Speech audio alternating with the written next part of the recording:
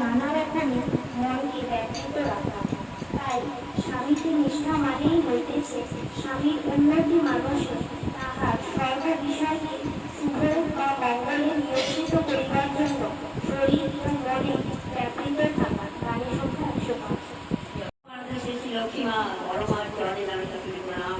পরম পূজ্য বাহাদুর শ্রী শ্রী বর্দার চরণে জানে সকলে প্রণাম। পরম পূজ্য বাহাদুর শ্রী শ্রী আচার্য দেবের চরণে জানে সকলে প্রণাম। পরম পূজ্য বাহাদুর অভিজ্ঞতার চরণে জানে সকলে প্রণাম। উপস্থিত সকলকে জানাই আন্তরিক জয় গুরু। আজকে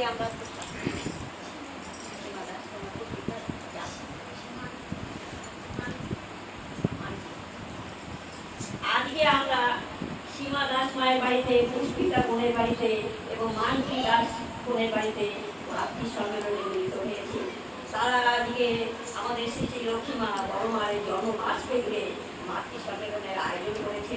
আপনারা সবাই জানেন শ্রী শ্রী লক্ষ্মী মা বড় মা এই শ্রাবণ মাসে জন্মগ্রহণ করেন 1301 সালে 14ই শ্রাবণ কৃষ্ণা দ্বাদশী তিথিতে। সেই মাসকে ঘিরে আমরা যত গুরু ভাই গুরু বোনের আছি বাড়িতে বাড়ি ঘুরে ঘুরে আমরা মাতৃ বন্দনা করছি। এই মাতৃ বন্দনা করে আমরা খুব আনন্দ পাচ্ছি, মনটা তৃপ্তি হচ্ছে এবং মনটা আনন্দে ভরে যাচ্ছে। আজকের একটা বিশেষ দিন, সেই দিনটি হচ্ছে 15ই আগস্ট। ভারতবর্ষ স্বাধীনতা লাভ করে ইংরেজদের হাত থেকে। এই ইংরেজদের কবল থেকে যারা আমাদেরকে এই স্বাধীনতা ফিরিয়ে দিয়েছে তাদের চরণে আমরা সকলকে প্রণাম জানাই। তারা যদি এইভাবে কষ্ট করে আমাদের স্বাধীনতা ফিরিয়ে না দিতেন তাহলে আজকে আমরা এত সুন্দরভাবে ঘুরে বেড়াতে পারতাম না। সেই সকল বীরেরা আমাদেরকে অনেক অনেক দিয়ে গেছেন, আমরা যেন তাদের প্রতি শ্রদ্ধা সম্পূর্ণ থাকি। আর আজকে এই মায়েরা যে অনুষ্ঠান শুরু করেছে সেই অনুষ্ঠানের সর্বাঙ্গ সুন্দর হয় এবং তাদের পরিবারের প্রত্যেকে শান্তি স্বস্তি কামনা করি। পরস্পর আকুল চরণে উপস্থিত সকলে শান্তি স্বস্তি কামনা করে আমাদের অনুষ্ঠান শুরু করেছি। আমাদের সৎসঙ্গে জাতীয় সঙ্গীত আর যে ভারতবর্ষ হবে প্রত্যেকে উঠে দাঁড়াবে।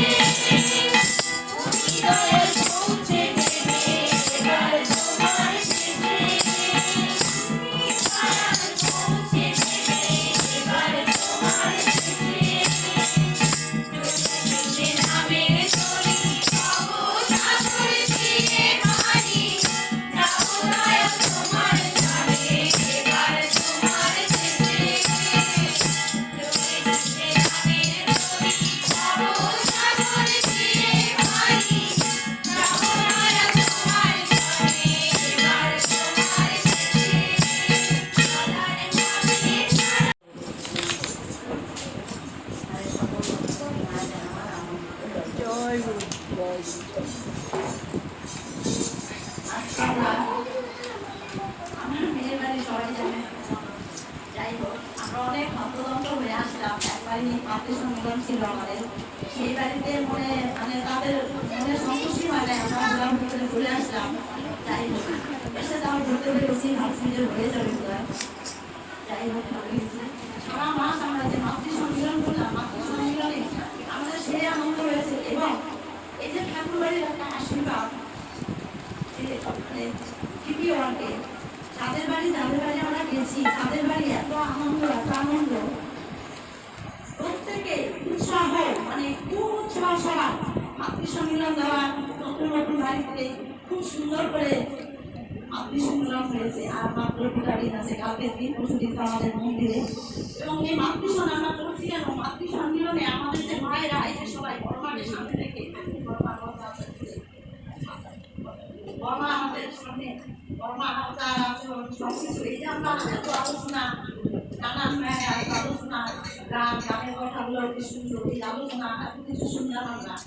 আমরা যেন এই বর্মা যতক্ষণ আমরা যে মায়েরা আছি, তার মধ্যে থেকে কিছু এই গুণগুলি যেন আমরা আমাদের জীবনে মুক্ত করে তুলতে পারি, এটাই কিন্তু আমাদের লক্ষ্য। আমরা যেন প্রত্যেকটা সংসার, পারিপার্শ্বিককে সুন্দরভাবে চলতে পারি। আর তা যদি না হয়, তাহলে এই যে আমরা এত মাতৃ সম্মেলন করছি বাড়ি বাড়ি, সবার বাড়িতে এসে ঘুরে, তারপরে প্রসাদ খাওয়া, সবাই দেখছে। কিন্তু এখন যদি আমাদের প্রত্যেকেই আমরা যদি সুন্দরভাবে এইভাবে করোনা অবশ্যই করোনা যেভাবে চলেছেন, যেভাবে স্বামী সেবা করেছেন, যেভাবে পারিপার্শ্বিক করোনা সবার খোঁজখবর নিতে বাড়িতে থাকতেন এবং প্রতিদিন একবার করে একবার খোঁজখবর দিতেন, খোঁজখবর নিয়ে তাহলে সবার কি করে এরকম করোনা সুন্দর একটা সংসার রচনা করছেন আমরা দেখতে পাই। ঠাকুর পরিবার বরদান মধ্যে আমরা আদর্শ, মানে বরদাকে পেয়েছি, ঠাকুরের আদর্শ পুত্র। তার মধ্যে আমরা দেখি যে আমাদের সন্তান প্রত্যেকটা পানি বরদার জীবন অতিবাহিত করে চলেছে। একদিন বরদা ঠাকুরের কাছে এসছে, বরদাকে আমরা দেখি কিন্তু হাবাতা গেঞ্জি, কোনদিন জামা পড়া করা শার্ট দেখুনি করতে। বরদা এসছে ঠাকুরের কাছে, ঠাকুর বললেন, বা কোনা তোমাকে খুব সুন্দর লাগছে। সেই দিন থেকে বরদা কিন্তু ওই